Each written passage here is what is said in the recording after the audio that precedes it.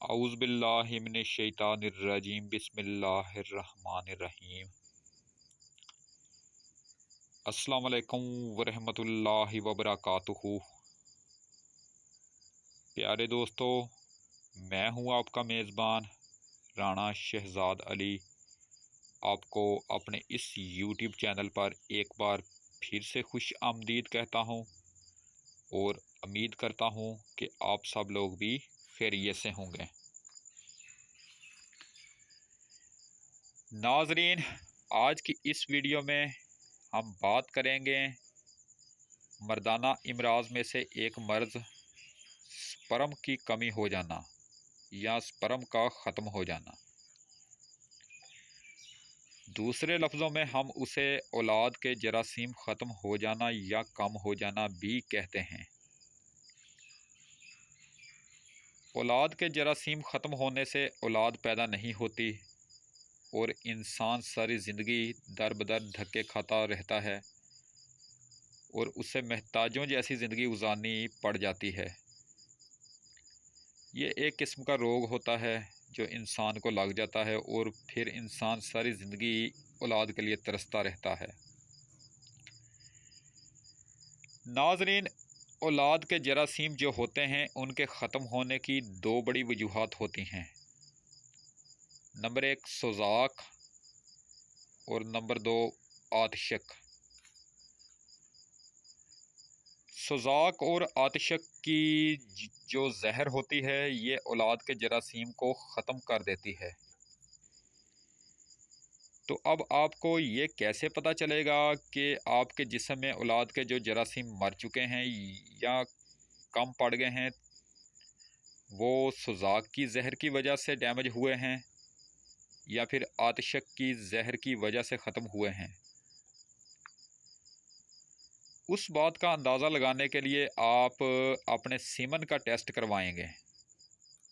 यानी आप किसी अच्छी सी लेबॉर्ट्री में जाकर अपनी मनी का टेस्ट करवाएंगे। अगर आपकी रिपोर्ट में पस सेल की तादाद यानी मनी में पस सेल की तादाद 10 से 12 या 12 से 18% आती है तो फिर आपको सोज़ाक की जहर का मसला है। लेकिन अगर पस सेल नेल होते हैं या फिर उनकी तादाद 1 से 3, 4 या 5 तक होती है तो फिर आपको आतिशक की जहर का मसला है। ये सोज़ाक क्यों होता है और कैसे फैलता है और उसकी क्या अलामात हैं, उस मौजू पर मैं पहले वीडियो बना चुका हूँ। मेरे पुराने जो व्यूवर हैं वो वीडियो देख चुके हैं। लेकिन अगर किसी ने वो वीडियो नहीं देखी तो वो मेरे चैनल की वीडियो लिस्ट में जाकर वो वीडियो तलाश करके देख सकते हैं। दूसरी बात ये कि आतिशक का मर्ज़ क्या है, उसकी क्या अलामात हैं और ये क्यों होता है, इस टॉपिक पर मैंने अभी तक वीडियो तो नहीं बनाई। इंशाल्लाह ताला मैं बहुत जल्द आतिशक के मर्ज़ पर भी वीडियो बनाऊंगा। अगर आपको आतिशक की जहर का मसला है और पस सेल बहुत कम आए हैं तो फिर आपने पहले आतिशक के मर्ज़ का इलाज करना है। उसके लिए आपने लौंग 10 ग्राम, ये आप नुस्खा नोट कर लें। अगर आपको आतिशक की जहर का मसला है, आपने लौंग 10 ग्राम, जावत्री 20 ग्राम, दालचीनी 30 ग्राम, ये तीनों चीज़ें आपने ख़रीद कर अच्छी तरह से पीस कर ब्रीक पाउडर की शक्ल में तैयार कर लेनी है और आपने खाली कैप्सूल ख़रीद कर वो भर लेने हैं। ये कैप्सूल आपने 500 mg वाले भरने हैं और आपने ये कैप्सूल दिन में 3 मरतबा सुबह, दोपहर और शाम ताज़ा पानी के साथ एक एक करके कैप्सूल खा लेना है। आपने ये कैप्सूल 1 माह तक लगातार बिना किसी वक्फे के इस्तेमाल करने हैं। उनके इस्तेमाल से आपको आतिशक्की जहर का मसला ख़त्म हो जाएगा। अगर आपको सोज़ाक की जहर का मसला है, यानी मनी में पस सेल्स की ज़्यादती का मसला है, तो नाज़रीन सोज़ाक वाले मरीज़ की मनी में पीप आती है और उसके जिस्म के अंदर बहुत गर्मी हो जाती है, और यही पीप और गर्मी औलाद के जरासीम को ख़त्म कर देती है। ऐसा मरीज़ जब अपनी बीवी से हम बिस्तरी करता है, तो जैसे ही वो डिस्चार्ज होता है तो उसकी बीवी को यूँ महसूस होता है कि मेरे शोहर ने मेरे जिस्म में उबलता हुआ गर्म पानी अंडेल दिया है।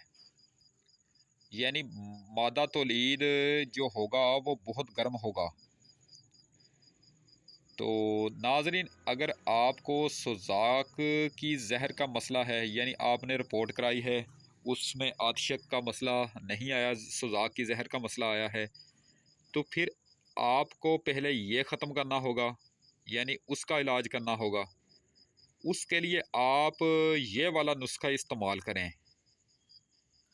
7 लुबान 10 ग्राम, 7 बेरोज़ा 10 ग्राम, राल सफ़ेद 10 ग्राम, कहर बाशमी 10 ग्राम, गूंद किकर 10 ग्राम। उन तमाम चीज़ों को लेकर आपने उनको पीस कर उनका भी पाउडर बना लेना है। आपने दिन में 3 मरतबा उस दवाई का एक एक माशा लेकर ताज़ा पानी के साथ या शरबत बजूरी के साथ खा लेना है। नाजरीन, ये वाला नुस्खा आप मतवातर लगातार बिना किसी नागे के 1 माह तक इस्तेमाल करें तो आपके जिस्म में सोज़ाक की जहर का ख़ात्मा हो जाएगा। अब आपने औलाद के जरासीम यानी स्पर्म पैदा करने वाला नुस्खा इस्तेमाल करना है। उसके लिए आप नोट कर लें, आप ये वाला नुस्खा लें, ये वाली चीज़ें ख़रीद लें।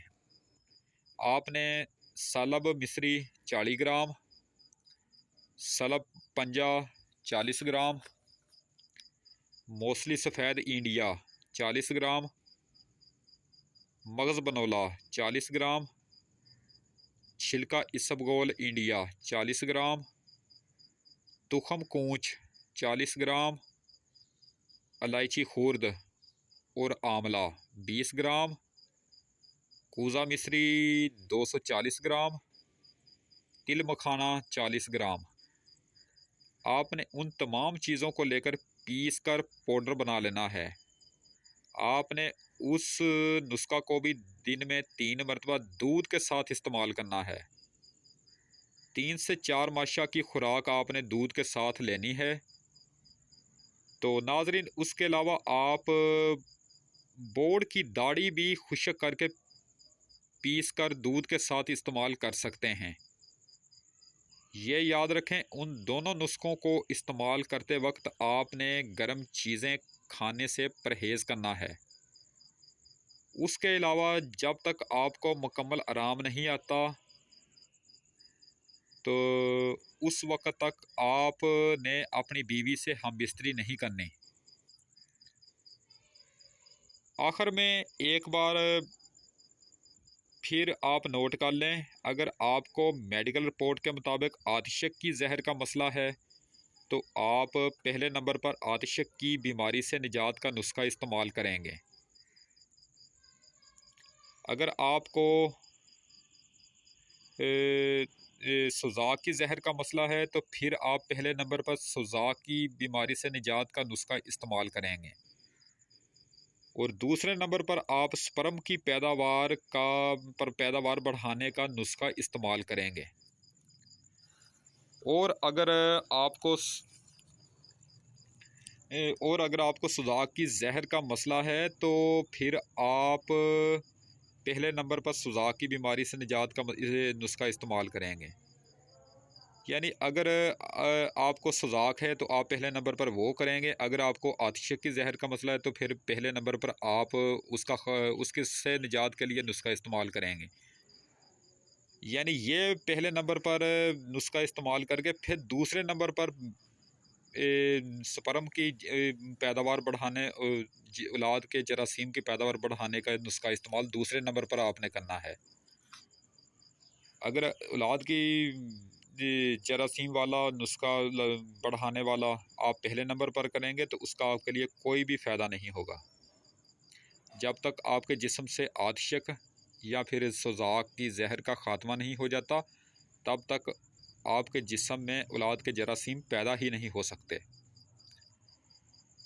उस दौरान यानी उस सारे वक्त में आप गर्म चीज़ों के इस्तेमाल से परहेज़ करेंगे और अपनी बीवी के पास जाने से भी परहेज़ करेंगे। अगर आप उन सब बातों पर अमल करेंगे तो इंशाअल्लाह ताला आप ज़रूर सेहतयाब होना शुरू हो जाएंगे। आखिर में एक और अहम बात मैं आपको बताना चाहता हूँ। अगर कोई शख्स अपना मेडिकल टेस्ट करवा लेता है और उसकी रिपोर्ट बिल्कुल क्लियर आती है, यानी उसके औलाद वाले जरासीम स्पर्म भी मुकम्मल हैं, उसको सुजाक और आतिशक की जहर का मसला भी नहीं है, यानी वो हर लिहाज से फ़िट है, मुकम्मल तंदुरुस्त है, और फिर भी उसके यहाँ औलाद पैदा नहीं हो रही, तो फिर ऐसी सूरत में उसकी बीवी में नुक्स हो सकता है। लिहाजा उसको चाहिए कि वो अपनी बीवी का मेडिकल टेस्ट करवाए। नाज़रीन, ये सुजाक और आतिशक की जो बीमारी होती है ये मर्द और औरत दोनों को हो सकती है। लिहाजा उस मसले में देर नहीं करनी चाहिए, अपना इलाज बर वक्त करवाना ही बेहतर होता है। तो नाज़रीन, अब तक के लिए इतना ही काफ़ी है। इंशाअल्लाह ताला अब आपसे दोबारा मुलाकात नेक्स्ट टाइम कल होगी। वीडियो अगर पसंद आए तो काइंडली इसको लाइक ज़रूर किया करें। वीडियो अगर नापसंद भी आए तो इसको डिसलाइक किया करें। अगर हो सके तो मेरी इसी वीडियो को आगे अपने दोस्तों को फेसबुक, व्हाट्सएप, इंस्टाग्राम और ट्विटर पर लाजमी शेयर कर दिया करें। ये आपकी बहुत बड़ी मेहरबानी होगी। अपनी ख़ास दुआओं में मुझे हर वक्त याद रखा करें और मेरे इस चैनल का भी ख़ास ख्याल रखा करें। अगर आप मुझसे किसी टॉपिक पर वीडियो बनवाना चाहते हैं या मुझे किसी कीमती मशवरे से नवाजना चाहते हैं तो फिर आप नीचे कमेंट बॉक्स में अपना कीमती कमेंट ऐड कर सकते हैं। तो इंशाअल्लाह ताला अब आपसे दोबारा मुलाकात कल होगी एक नई वीडियो में एक नए टॉपिक के साथ। उस वक्त तक के लिए मैं आपसे इजाज़त चाहता हूँ। वीडियो को लाइक करें, चैनल को सब्सक्राइब करें और बेल आइकन पर ज़रूर क्लिक करें। अल्लाह निगहबान। खुदा हाफिज़। रब राखा।